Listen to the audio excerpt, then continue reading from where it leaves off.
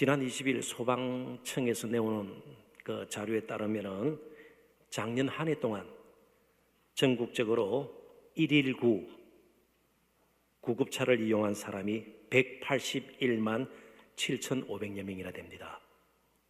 꽤 많은 사람들이 119 구급차를 불러서 이용을 했습니다. 그 가운데 4만 8,137명이 구급차를 부를 필요가 없는 사람들이었습니다. 그러니까 비응급 환자라는 것이죠. 그냥 제 발로 가거나 다른 교통수단을 이용해서 병원으로 갈 수 있는 사람들이었습니다. 그래서 이 사람들을 이제 추려서 물어봤죠. 그렇게 급하지도 않은데 왜 119를 불러가지고 구급차를 탔습니까? 크게 두 가지의 반응이 나왔습니다. 좀 한편으로는 좀 째째하기도 해요. 첫 번째가 택시비를 절약하기 위해서. 근데 이건 조금 나았고요. 대부분의 사람들이 어떻게 대답을 했는가 하면 능히 짐작이 가실 거예요. 그냥 좋은 병원, 사람들이 많이 몰리는 병원에 가서 예약 날짜를 잡으면요, 아주 특진이라 그러죠. 유명한 전문의한테 검진을 받으려면 많이 기다려야 되잖아요. 그래서 응급 환자로 분류되어서 바로 자신이 원하는 병원에 가서 진료를 받겠다. 물론 그것도 쉬운 일은 아닐 겁니다.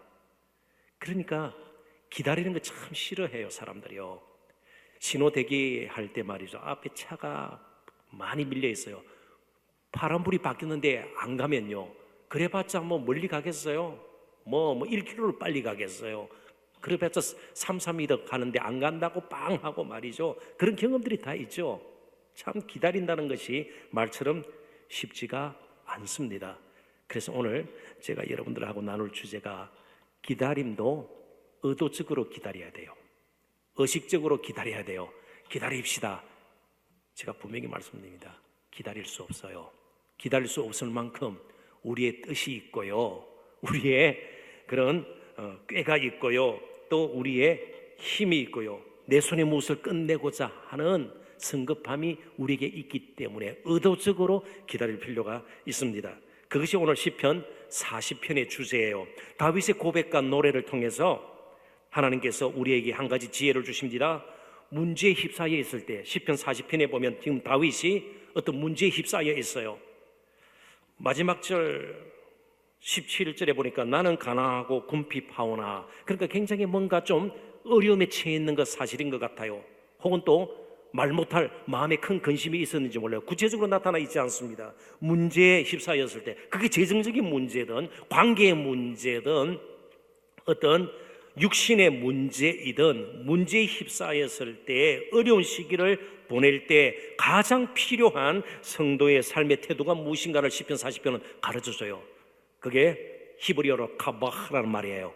기다림이라는 뜻이에요. 기다림. 그러면 무조건 뭐 손톱이나 뜯고, 그죠? 이게 뭐 칠하고 혹은 뭐 눈에 뭐 그리면서 무작정 기다리는 것일까요?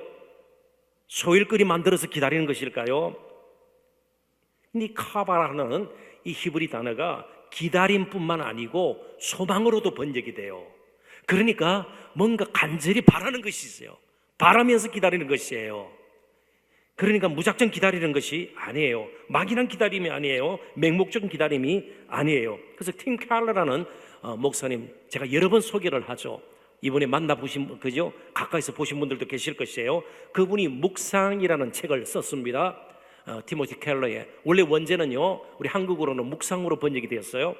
The Songs of Jesus, 예수님의 노래들, 이렇게 원제를 번역을 하면 채점이 붙어 있을 텐데요, 예수님의 노래들, 이 책에서 하나님의 기다림을 이렇게 표현을 했습니다. 한번 화면을 보시죠. 같이 읽어볼까요? 하나님을 기다린다는 것은 하나님께 집중하고 그 뜻을 헤아리기 위해 애쓴다는 것을 의미합니다. 그냥 마음을 턱 놓고 기다리는 것이 아니고 마음이 애를 쓰는 것이에요. 하나님께서 뭐라고 말씀하실까? 제가 기다리나이다. 하나님 말씀하옵소서. 제가 하나님께 집중합니다. 이런 문제 가운데서 제가 어떻게 했으면 좋겠습니까? 하나님의 뜻을 알기를 원합니다. 마음의 예씀을 기다림으로 표현을 한 것입니다. 이해가 되는지 모르겠어요. 그래야만 예배가 살고요, 섬김이 제대로 이루어지는 겁니다. 안 된다고 무조건 주저앉는 것이 아니라는 것이에요. 기다림은 전적으로 다른 것이에요. 특별히 오늘 다윗이 고백하고 노래하듯이 여호와를 기다리고 기다렸더니, 히브리적 표현입니다. 그러니까 유대인들은요, 뭔가 강조할 때, 간절함을 나타낼 때 같은 단어를 두 번 사용해요. 그래서 정말 간절하게 기다리고 있다, 그렇게 표현을 하는 것이죠. 의식적인, 의도적인 기다림이다, 그런 뜻입니다.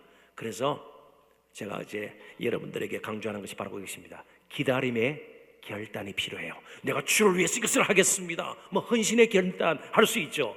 동시에 어떤 면에서 더 중요한 것이 기다림의 결단입니다. 이것은 내 뜻을 꺾는 행위예요. 내 힘을 의지하지 않는 것이에요. 내 꾀를 따라 움직이지 않는 것이에요. 내 손에서 끝을 보겠다는 것이 아니에요. 모든 것을 나 중심에서 내려놓고 일을 이루시는 하나님을 확신하고, 하나님께서 나를 어떻게 인도하실 것인지 하나님의 방식대로 제가 움직이겠사오니 하나님 그 뜻을 알기를 원합니다. 마음의 예씀이에요.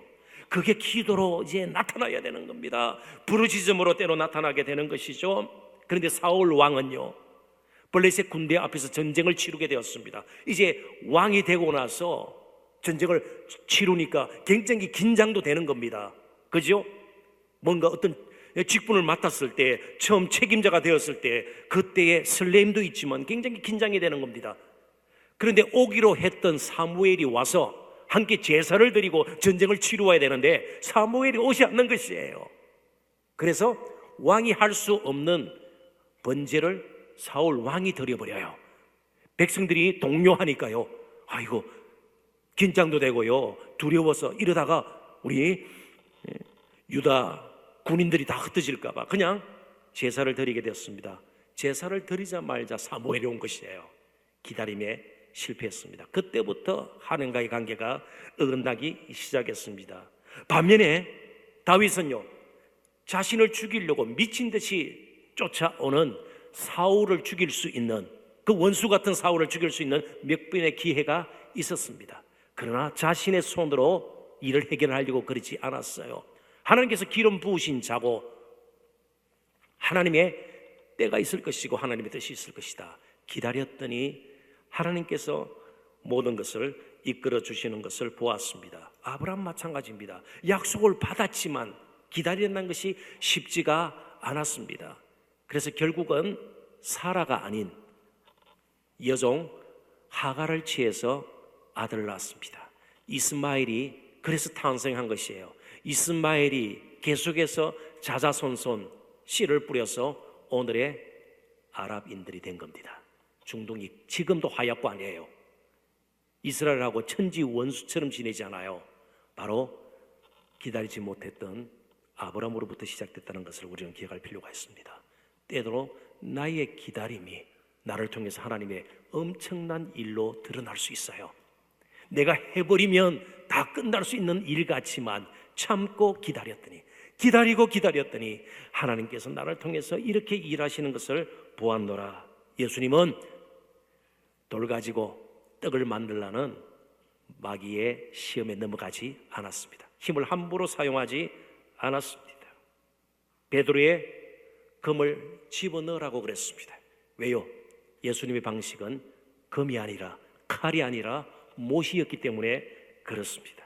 하나님의 때에 맞춰서 이제는 때가 된 것을 알고, 갈 때가 된 것을 알고 게세마네 동산에서 이제는 갈보리로 가게 됩니다. 한 부자 청년이 와서 내가 어떻게 하면 예수님을 따르고 싶어서 영생을 얻을 수 있겠나이까? 내 재산을 다 팔아서 나를 따르라. 그랬더니 근심하며 돌아갔습니다. 예수님은 타협하지 않았습니다. 반쯤 그러면 나에게 바치고 나를 따르라 그러지 않았습니다. 전혀 미련 없이 그 청년이 떠나는 거 붙잡지 않았습니다. 하나님의 뜻과 때에 맞추어서 우리가 사는 것이 필요한데, 그래서 저는 기다림과 관련하여 생각할 기도의 두 가지 필수적인 요소를 이렇게 한번 정리를 해봤습니다. 오늘 기도할 때 그렇게 한번 기도를 했으면 좋겠습니다. 첫 번째는 나 내려놓기예요. 기도하면서 뿌득뿌득 내 원대로 다 돼야 되고요, 내가 바란 대로 다 돼야 되고요. 그러지 않으면 시험 들고, 이건 기도가 아니에요. 그건 기도가 아니에요. 기도는 나를 내려놓는 것이에요. 내가 할 수 없다는 것을 인정하는 것이에요. 나의 한계를 겸손히 하나님 앞에 아뢰는 겁니다. 또 넘어질 수밖에 없는, 나를 의지해봤자 별 열매가 맺혀지지 않는다는 것을 정말 겸손히 하나님 앞에 인정하는 겁니다. 그리고 정말 예를 쓰면서 하나님의 음성을 듣는 겁니다. 그래서 다윗이 그 방법을 택했어요. 정말 여러 가지 문제 가운데서 어려운 때를, 어두운 영혼의 밤을 지날 때에 기다림 카바흐의 방법을 썼습니다. 그랬더니 다는 우리가 볼 수가 없고 2절 3절에서 어떤 일이 생겼는지 이제 말씀을 함께 묵상하고 결론을 짓고 또 하나님 앞에 찬양하고 기도하는 시간 갖겠습니다. 화면을 한번 보시죠. 2절 3절. 자, 2절 한번 먼저 읽어보십시다. 나를 기가 막힐 웅덩이와 수렁에서 끌어올리시고 내 발을 반석 위에 두사 내 걸음을 견고하게 하셨도다. 잠시만 멈춰주시고요, 간사님. 나를 기가 막힐 웅덩이와 수렁에서, 이 말은요, 나의 스스로 힘으로는 올라올 수 없는 인생의 큰 구덩이에 빠져버렸어. 올라올 수 없어요. 아무리 발부둥을 쳐도 올라올 수 없어요. 하나님께서 행하실 것을 믿고 하나님의 때를 기다렸더니 거기서 건져서 반석 위에, 반석은 얼마나 든든합니까? 내 걸음을 견고하게 하셨도다. 오늘도 우리가 깊은 웅덩이와 수렁 같은 상황에서 이 자리에 나왔다 할지라도 정말 하나님을 의지하십시오. 하나님께서 나를 건지실 수 있다는 확신을 가지시고요, 하나님의 때를 기다리십시오. 내일 아니더라도 모레 아니더라도 하나님이 정하신 때에 우리를 분명히 반석 위에 올려놓으실 것입니다. 3절을 또 읽어보고 이제 말씀을 맺으십시다. 다 같이 읽습니다. 새 노래 곧 우리 하나님께 올릴 찬송을 내 입에 두셨으니 많은 사람이 보고 두려워하여 여호와를 의지하리로다. 아멘. 우리 모두가 그래요. 이 목사에게도 욕심이 있어요. 좀 설교를 잘하고 사람에게 감동을 주고, 찬양팀도 그럴 수 있어요. 그죠? 우리 밴드도 마찬가지예요. 잘 해가지고요, 뭐 좀 뭔가 흥을, 그죠? 붙들어주고 뭔가 분위기를 확 사로잡고, 또 특별히 멘트 할 때도 그렇죠. 그게 아니에요. 찬송을 누구의 입에, 3절 다시 한번 띄워주실래요? 예. 새 노래 곧 우리 하나님께서 올릴 찬송을 우리 입에 누가 주세요? 하나님이 주세요. 그래서 우리는 성령에 민감해야 되는 거예요. 억지로 막 노래 불러가지고 분위기를 한번 잡아보겠다, 천만의 말씀입니다. 하나님께서 우리 입술에 찬송을 주셔야 돼요. 그래서 같은 자리에 있어도 하나님께서 찬송을 입에 담아 주신 자와 그렇지 못한 자의 차이가 있는 거예요. 오늘 우리의 찬양, 하나님께서 비록 어렵고 힘든 때지만 그래도 기다리는 그의 백성들을 저버리지 아니하시고 포기하지 아니하시고 찬송을 입에 담아주시는 그 하나님의 은혜가 우리 가운데도 임해서 찬송을 많이 담아주시기를 바라요. 그래서 정말 영어로 찬송하고 하나님을 사랑하는 마음으로 찬송하고 또 하나님께서 이루실 일을 확신하면서 찬양을 올려드리는 저와 여러분 될 수 있기를 주님의 이름으로 축원합니다. 자, 이 시간 우리 한번 기도할 텐데요, 조금 생각을 하십시다. 저 혼자 발부등을 친다고 금요 성령 집회가 되는 거 아니에요. 악기를 맡은 자, 방송실에 우리 간사님들, 그죠? 여러분들 정말 기다리는 그 마음, 카바의 영성이 있어야 우리 모두가 정말 성령의 놀라운 은혜들을 경험하게 될 것이에요. 무작정 앉아있는 것이 아닙니다. 나를 내려놓고 정말 하나님의 은혜를 구하기를 원합니다. 성령의 민감한 저희들이 되기를 원합니다. 성령의 이끄심을 받기를 소원합니다. 더 이상 나의 의지, 나의 생각, 나의 뜻, 내 손에 모든 것을 해결하겠다는 그 헛된 생각을 버리고 이 시간 하나님 앞에 나갑니다. 이후로 되어지는 모든 우리의 찬양과 부르짖음 가운데 성령께서 도와주셔서 오늘 하나님 정말 깊이 경험하고 우리가 웅덩이에서 깊은 수렁에서 올라와 반석 위에 서고 담아주신 찬양으로, 찬송으로 하나님을 마음껏 높여드리는 이 밤 되기를 소원합니다. 먼저 주여 한번 부르짖고 우리의 마음이 준비되도록 성령의 민감한 저희들 되기를 소원합니다. 같이 기도합니다. 주여